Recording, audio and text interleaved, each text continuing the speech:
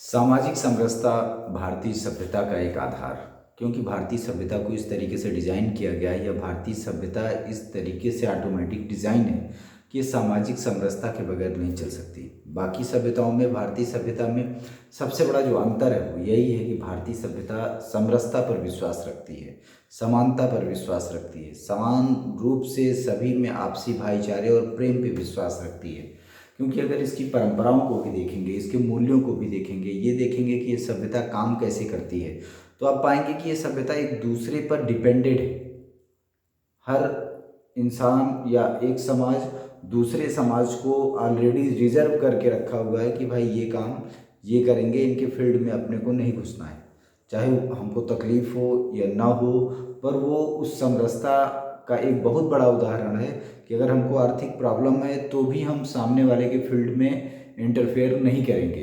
ये एक अपना खुद का सोचा हुआ डिसीजन है और इसी बेस पर यह सभ्यता युगों युगों से आज तक कायम है।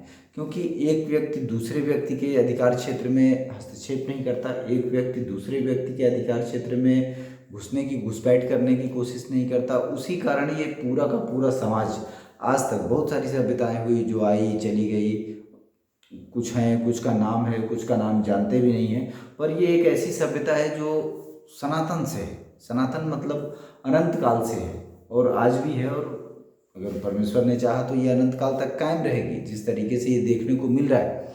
तो ये सबसे बड़ी बात है कि पूरे विश्व में ये एक लौती सभ्यता है जो समरसता पर आधारित है, जिसमें आपसी समरसता ऑटोमेटिक पाया जाता है। ये किसी सत्ता द्वारा नहीं पढ़ाया गया, किसी शासक द्वारा नहीं पढ़ाया गया, किसी शासक ने इस बात को नहीं बोला कि आपको ऐसे रहना है वैसे रहना है। ये कुछ लोगों ने खुद ही डिसाइड किया कि हम इस तरीके से जीवन को चलाएंगे, हमको सुख हो दुख हो लाभ हो हानि हो, पर हम इस तरीके से इस चीज़ को व्यवस्थित रखेंगे। पूरी सामाजिक व्यवस्था को हम इस तरीके से व्यवस्थित करके चलाएंगे ताकि हमको किसी भी तरीके का प्रॉब्लम ना हो, ताकि हर तरीके से हमारा समाज डेवलप करे, हर तरीके से हमारा समाज सिर्फ उन्नति की तरफ जाए। इस बात को ध्यान में रखते हुए लोगों ने इस चीज़ को खुद ही स्वीकार किया और खुद ही इस चीज़ को अप्लीकेबल किया, खुद ही इस चीज़ को सेफ्टी दिए और खुद ही इस चीज़ को आज तक कायम रखे, जिसका ये रिजल्ट है कि दुनिया की तमाम सभ्यताएं आई और गई। दुनिया की तमाम सभ्यताओं में आर्थिक पतन उत्थान दोनों हुआ। इस सभ्यता में भी आर्थिक पतन और उत्थान हुआ। इस सभ्यता पर भी विदेशी आक्रमण हुए, इस सभ्यता पे सबसे ज़्यादा अत्याचार हुए, उसके बाद भी ये संस्कृति ये सभ्यता आज तक जीवित है। तो उसका सिर्फ और सिर्फ एक कारण है और वो है इस सभ्यता में सामाजिक समरसता का होना।